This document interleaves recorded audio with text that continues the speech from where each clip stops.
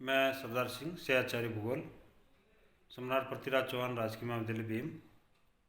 Good morning विद्यार्थियों। आज आपके सामने है बीए पार्ट थर्ड और उसके अंदर भी आपको पेपर फर्स्ट पढ़ाएंगे भारत का भूगोल, और उसमें आपको पढ़ाएंगे भारत के प्रादेशिक विभाजन के आधार, कौन कौन से बेस है जिसके आधार पर हम भारत को प्रदेशों में विभाजित कर सकते हैं।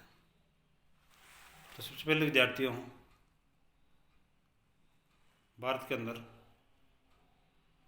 भारत को भौतिक, आर्थिक, सामाजिक, सांस्कृतिक दशकों में भिन्नता के कारण विभिन्न प्रदेशों में इसको बांटा जा सकता है।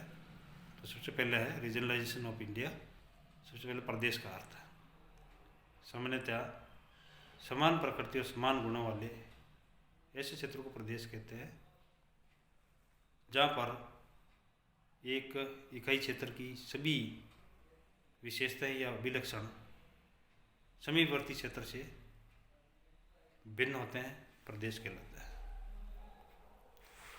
अब सबसे पहले हम इसके प्रादेशिकरण की जो विधियाँ हैं वो दो प्रकार की विधियाँ विद्यार्थियों, एक तो गुणात्मक विधि और दूसरा है मात्रात्मक विधि। फिर देखिए आप, भारत में प्रदेशों के प्रकार, आधारभूत वर्गीकरण दे रखा, और फिर संरचनात्मक वर्गीकरण, फिर स्तरात्मक और लक्षणों कार्यों के आधार पर वर्गीकरण। यहाँ सबसे पहले जो हम बात करेंगे भारत में प्रादेशिकरण के आधार, आर्थिक आधार पर, सामाजिक आधार पर, धार्मिक आधार पर, राजनीतिक आधार पर, और फिर है जनांकीय आधार पर, और अन्य आधार इसमें दे रखे हैं।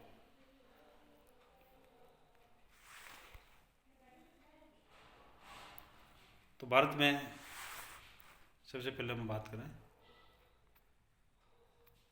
भौतिक आधार पर, इसके अंदर है तापमान, उच्चावच, खनिज, मिट्टी, जल संसाधन, शक्ति संसाधन, वनस्पति, नदियाँ, झीलें, जलप्रपात, भूगर्भीय संरचना, चट्टानें, ये सब इसका भौतिक आधार है प्रादेशिकरण के। फिर आर्थिक आधार पर है कृषि है, फसल चक्र है, भूमि उपयोग, उद्योग, परिवहन, संचार, इंडस्ट्रियलाइजेशन, जल विद्युत, बांध, प्रबंध, नियोजन, पूंजी, टेक्नोलॉजी। फिर सामाजिक आधार पर हम प्रादेशिकरण कैसे करेंगे विद्यार्थियों?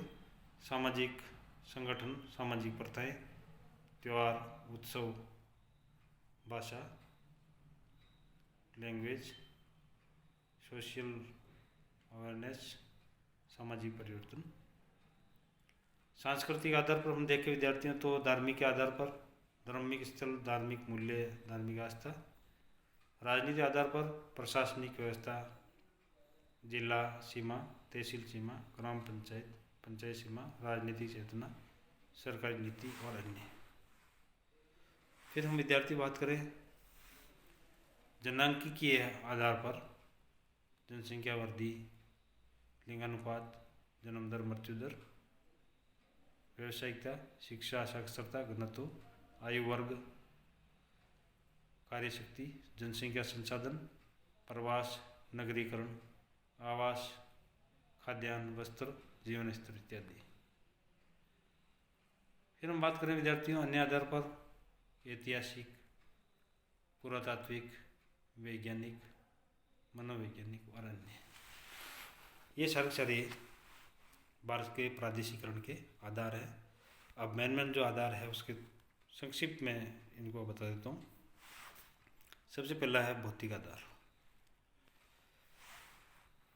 किसी भी भारत को जो प्रादेशिकरण में उसके सीमांकन में भौतिक कारकों के अनुसार इसको किया गया, जिसमें जलवायु और धरातल का विशेष रूप से योगदान है, और ये किसी प्रदेश की सीमाओं को निर्धारित करता है। प्राकृतिक क्षेत्र यानी प्रकृति के जो तत्व है उसके आधार पर भारत को विभिन्न क्षेत्रों में विभाजित किया गया है। इसमें भूमिगत जल स्रोतों, मिट्टी की उर्वरता, वर्षा, जलवायु, ये सारे कारक इसमें इंक्लूड है। उदाहरण के लिए समतल मैदान, नदी बेसिन, गंगा ब्रह्मपुत्र की घाटी, स्थलाकृति, नवीन जलोढ़ जमाव, उपजाऊ मिट्टियाँ, विस्तृत कृषि क्षेत्र, घने बसे हुए जनसंख्या क्षेत्र, ये यहाँ के इसके प्रमुख लक्षण होते हैं। फिर विद्यार्थियों कल्चर बेस पे भी हम भारत का रीजनलाइजेशन कर सकते हैं। कैसे? इसके अंदर सबसे पहला है आर्थिक आधार। भारत में आर्थिक कृषि सभी क्षेत्रों में समरूप नहीं है और इसी के कारण जनसंख्या के जीवन स्तर में भी यहाँ भिन्नता देखने को मिलती है। पश्चिमी शुष्क और हिमालय पर्वतीय प्रदेश में आर्थिक क्रियाएं सीमित है। उत्तरी मैदानी प्रदेश में आर्थिक क्रियाएं अधिक सुदृढ़ है और वर्तमान में जो उत्तरी मैदान के आर्थिक विकास में का जो है तीव्र गति से विकास हुआ है और इसके कारण यहाँ कृषि है, पशुपालन है, औद्योगिक गतिविधियाँ अधिक संचालित होती है।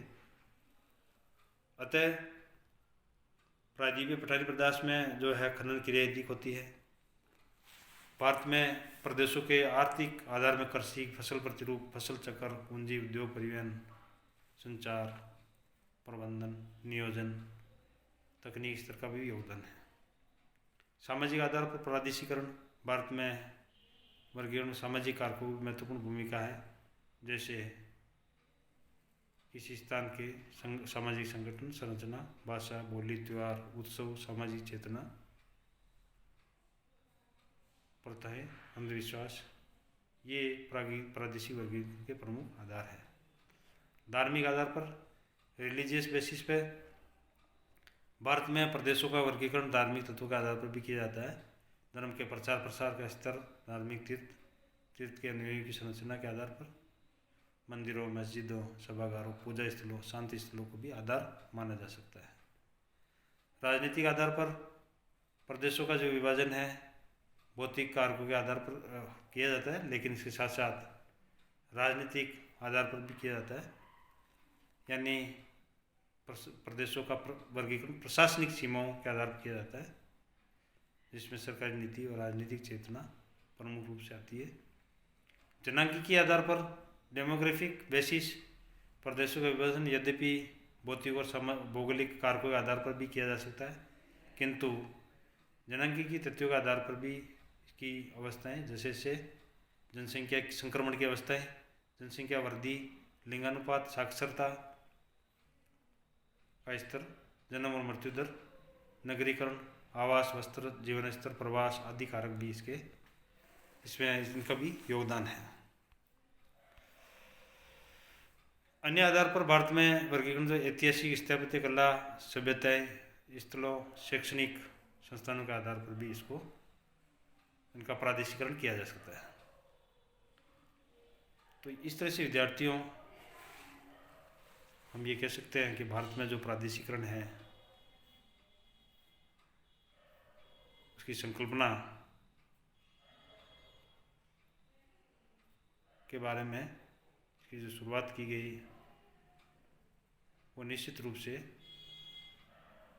सर्वप्रथम 1913 में जर्मनी के पेशेवर ने प्रदेश शब्द को प्रयोग किया। उसके बाद विश्व के सर्वप्रथम ब्रिटेन के हर्बर्टसन ने विश्व को 15 प्राकृतिक प्रदेशों में विभाजित किया। उसके बाद में स्ट्रैबो ने अपनी जो पुस्तक है जियोग्राफिया, और वारेनिस ने अपनी विशिष्ट भूगोल जो 1950 में लिखी। रिस्तोफेन और हेटनर ने जो लैंड कुंडे, कार्ल रिटर ने अर्ड कुंडे, फ्रांस के जो विद्वान थे विडाल डी लाप्लास ने लघु प्रदेश, अमेरिका का हार्टसॉन वेविटल्सी आदि ने प्रदेशों की संकल्पना को विकसित किया। तो इस तरह से विद्यार्थियों विश्व में कुल मिलाकर के जो प्रादेशिकरण किया गया उसके ये सरसर आधार आपको बताया है। थैंक यू, धन्यवाद।